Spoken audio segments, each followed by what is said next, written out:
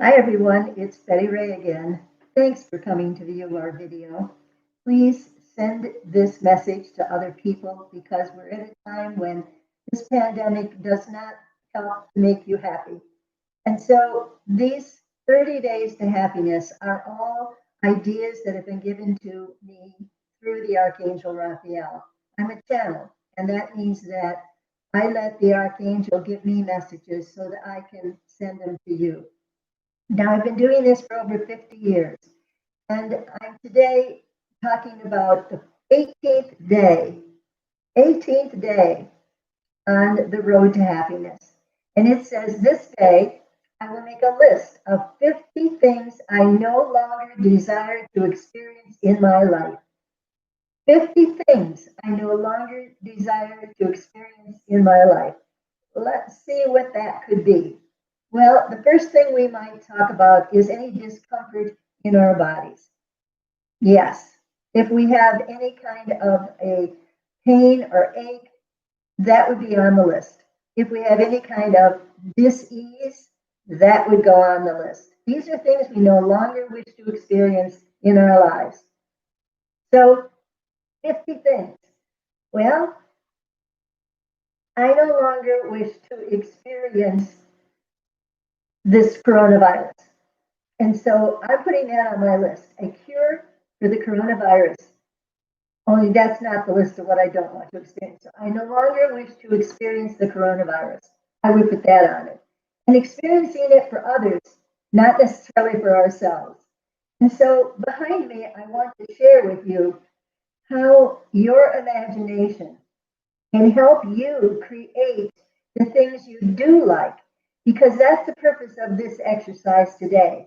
When you make a list of 50 things you no longer wish to experience, no matter how trivial they are, you can then change that to what you'd like to experience. And I would like to experience a cure for the coronavirus so things can come back to normal. But you have to first start with 50 things you no longer wish to experience. And it might have to do what you experience in the news. You might say something like, I wish to experience a political party that will bring peace and harmony to the United States. That's after you say, I no longer wish to experience the political climate as it is now. And so those are all kinds of things. You can do 50 of them. We really recommend that you do that.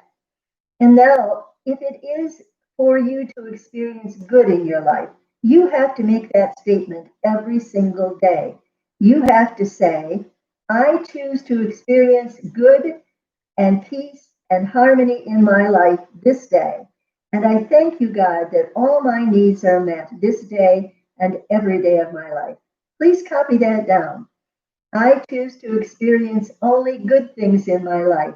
And thank you, God, that all my needs are met this day and every day of my life. Now, it is so easy for us to fall into the trap of, oh, I wish this could be so, or I wish that could be so. Wishes aren't going to do it. By training your mind to focus on what it is you desire, what it is you really want to experience, and get a happy feeling inside of you, that's the key thing.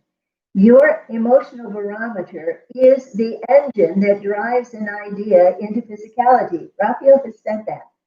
Your emotional barometer is the engine that drives an idea into physicality. But here's the kicker. If your emotions are down at the bottom of the barrel into depression, your emotions are also the gas that helps to drive the engine into physicality. Think about that. You can pray all you want, but if you have a doom and gloom attitude, if you have anger in your heart, if you have the fear and anxiety that things won't go the way you want them to, you just drained your tank for your engine to create what you desire. So when you first write down what you no longer wish to experience, you no longer wish to experience anxiety and fear for others. You no longer wish to experience anxiety and fear for yourself. You no longer wish to experience ill health. This is the list. And then you go back and you concentrate on what it is you would like to experience, what it is you are aiming to experience. And that means raising your consciousness, raising your energy out of the fear and anxiety that you can't get what you desire. And that includes a healing. And so I'm talking to some of those people that have talked to me before. I hope there are some of you live that are going to ask the question because we delight in being able to answer them for you. But if you have a fear that, oh, that's never going to happen, and it could be about you, your health, your family, someone you love and you care about, you see them going down the wrong road, and you're very anxious about them, you are doing just the opposite of what you want. When you see the negative side, imagine what it would be like if they did a positive thing. Use your playful imagination to imagine, to pretend that they wake up and they go, oh, I don't think I want to experience this anymore. And that gets us today. Make a list of the things you no longer wish to experience. Disharmony, impatience from others, the coronavirus. And so when you turn that around, you say, I want to have patience with others who don't think as I think. I want to have a cure for the coronavirus. And I can tell you there are a lot of people that are racing to do that. And so be filled with joy. Happiness is not just a whimsical idea. Happiness is raising your consciousness out of fear and anxiety into a sense that all your needs are met this day and every day of your life. And you say that out loud. Thank you, God, that all my needs are met this day and every day of my life. And then you just feel good and you go about your business. And when you see things that are happening in the world that you know are not good, then you imagine, image in your mind a solution to that problem or somebody else finding a solution to that problem. When I think of those immigrants caged up, children separated from their parents, it just is horrible to me. And yet I have to take a deep breath and I have to image compassionate people releasing those children, connecting them to their parents, helping them find their families again. I have to image that. I need to see that in my mind and hold fast to that image, and it will become so. Now, let me give you an example of imaging. This little angel behind me, this big one here, this big angel here, I'll bring it a little closer, is done with rug hooking and crochet, and and the wings are made of yarn that mohair. I had to think about what it was. Because when I had the image that I woke up like I was in a dream, I had the image of this angel. And I knew the angel was there because it wanted me to create it. And yet I was in the midst of another project I was working on with rug hooking, and it had to be done in a timely way. So I kind of said to the angel, I can't work on you now, so go away. Well, the angel went away. And then the next morning I woke up and the angel was back again. And I said, I just don't have time to work on you, so go away. The angel went away 4 days in a row. And finally, it was there saying, you will work on me. And now, well, I finished up very quickly the project I was working on. And I began doing this. But at the time, I didn't know what I was seeing, what this was. I knew it was yarn, but I didn't know. I don't know anything about yarn. So I went to a yarn store and I asked the owner, I said, I need a white yarn that is fuzzy.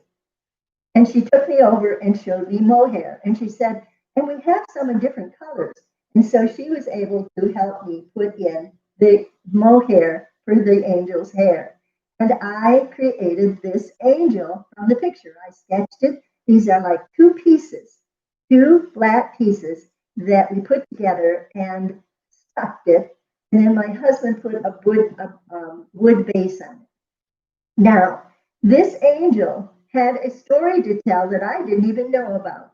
This angel came also into my awareness with the Rug Hooking magazine that was asking for hooked pieces using unusual materials.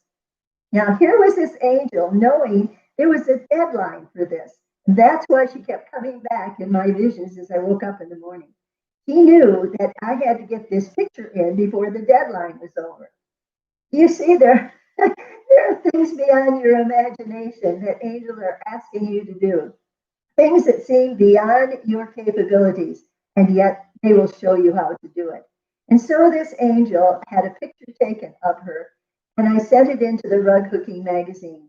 And sure enough, it was put in the magazine just under the deadline.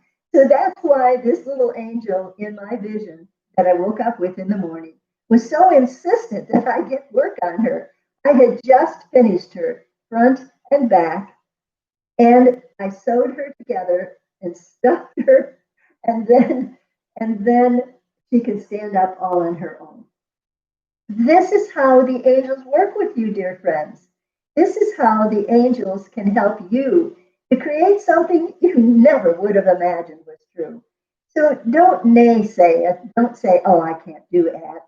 Well, you don't have to do this. Yesterday, I talked about, let's put this back. I talked about the mosaic up on the wall there and told you how to do it, but I forgot to tell you, you glue it together with grout.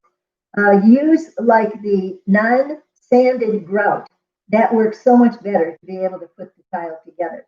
Don't use sanded grout, use non-sanded white grout. Or sometimes there's color that you might want to use. It depends on what you're putting together. You can find those at Home Depot or Lowe's, any of those places. And the wood that you need and all of that. So I hope some of you tackle that while you're combined at home. There's two projects that you can play with. Now, the rug hooking, that is something that you can't just learn in a short while. You can get kits online. You can go to the Rug Hooking magazine and ask for kits. And there are all kinds of people that have beginner kits with directions, with all of the material already cut in the tiny pieces that you need. And you can start being a hooker. Now, my husband had so much fun with that. He was a pipe fitter. And when we first got married, he said to his pipe fitter friends, I married a hooker. And they went, what? You what? And then some of the men that we met in whatever kind of a place, they would kind of hear that story. Well, I married a hooker. And they would look at me. Now, this was, 30 years ago. And they would look at me and they'd kind of look me up and down and they would go, rugs, huh? I was like, well, what's the matter with me? I don't look like I could be a hooker. So when you can laugh at yourself, when you can show that life can't knock you down, when you can just stand up to life and say, I don't accept that. I'm going to visualize something better. And you'd be surprised. You are a co-creator with God, dear friends. You are a co-creator with God. I can't repeat that enough. And so today, you are going to make a list of things you no longer wish to experience in your life. And then you're going to make a list of the things you do wish to experience. And I just talked to a client the other day, and she was having problems. And I told her to visualize how she would like to see those problems resolved. Now, it took a while to help her understand. People don't know what visualizing is. That if you close your eyes right now and you imagine yourself on a beach, if that's where you'd like to be, by the ocean, and you're on the beach, you're all by yourself, there's nobody around you to worry about the coronavirus. If you imagine yourself, you feel the sun, you will actually feel the warmth of the sun on you. And you can actually imagine the sound of the surf. Take a deep breath and pull that image in and feel your energies sort of lift up, if that's your thing. Now, for me, I'd rather be beside a pond than the ocean. I would like the stillness of a pond with foliage around it, maybe a waterfall behind it. That's what I would imagine. But whatever is for you to find peace and joy, image it, see it in your mind, and allow yourself to go there. This is not escape mechanism. This is healing energy. It lifts your consciousness out of whatever you are experiencing that is not comfortable in your body. It lifts you out of it. It gives you a reprieve. And so imaging, which means allowing a picture to form in your mind that is something you wish to experience. Now, pictures like the angel can pop in your mind and you can say, okay, what do you want me to do? And it wanted me to hook it. And so even though I had to put it aside for a while and I kept saying, I'd wake up with it, and I kept saying, no, I can't work on you, please go away. And then it went away and I thought, oh my gosh, I didn't even take a picture of it. I should have drawn it so that I knew, but I didn't have to worry. After I put the last stitch in the rug that I was working on, there that angel was again in clear form. So I quickly sketched it. I started making materials to put it together. And before I knew it was done, and it was done just in time to put it in to submit it to, because there were hundreds of people that had sent in using unusual materials. See, I didn't even know what mohair was when I was shown it in a vision. So here it is. Plus, it has a trim, a gold trim. It's not regularly used in rug hooking. So with the mohair wings and the trim, I had the use of unusual materials. So I had a picture taken and I sent it in, and sure enough, it was put in the magazine. And that's why the angel was so insistent, kept coming back and waking me up in the morning saying, look me.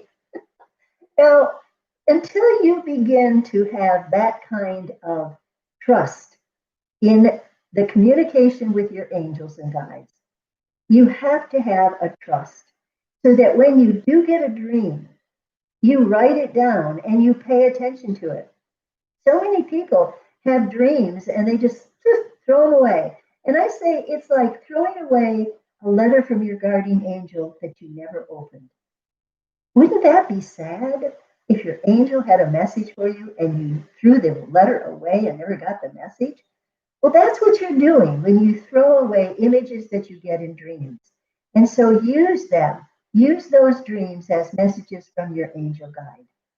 And then make this day the happiest day of your life as you make your list of things you no longer wish to experience in your life. And one of them should be unhappiness. Then in the next column next to it, you write what you'd like to experience in that situation. And unhappiness, you're going to write, I desire to be happy. And no matter what's going on, when you make the choice to do that, you will be happy. You will find solutions to problems that you've been ignoring because you're afraid to act on something that makes you unhappy. But now you will have courage to do whatever it is you need to do to be happy. And with that, dear friends, we will leave you and we will say to you, be happy. Don't worry, be happy. And God bless you. Have a great day and smile a lot.